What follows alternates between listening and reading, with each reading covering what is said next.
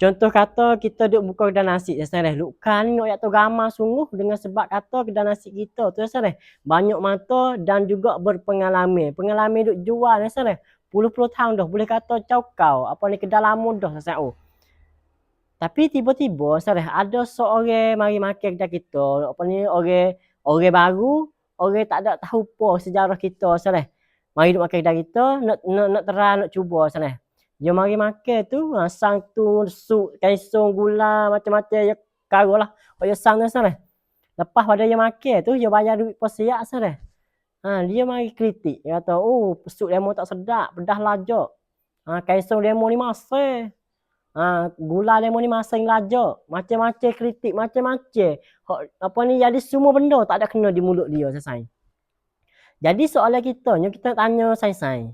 Kata Sai-Sai nak jalan terus. Apa ni menu Sai-Sai tak ada berubah ke?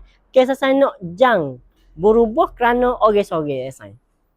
Jadi macam itulah saya dengan hidup kita Sai. Kita rasa hidup kita ni jalan terus dah. Tak ada lekat apa, tak ada masalah apa lah Sai. Tiba-tiba ada seorang mari duk royak kata, kok ni tak molek, kok tu tak molek, kok ni tak kena, kok tu tak leh Sai.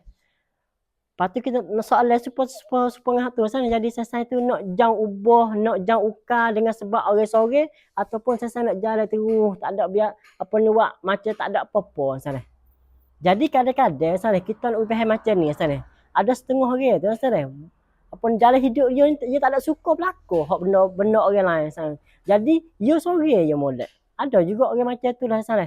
Sebab tu lah Sai kita nak ayat kata jangan kita gaduh ubah perkara kita dah buat tu sebab orang sore Sai. Kalau kita berubah, kalau kita jangan ubah kerana dia sore tu, boleh jadi kita tu tak ada cidik mana lah Sai. Jangan luka puluh-puluh ratus ribu-ribu orang duk makan lepas belum pada ni tak ada masalah apa duk masuk semua. Tiba-tiba ada yang sore duk main kritik tontek. Kita jangan ukar, jangan ubah menu kita kerana dia. Cidik tak kita. Gitu saya dengan hidup kita macam itulah. Sekadar ni saya. Wassalamualaikum warahmatullahi wabarakatuh.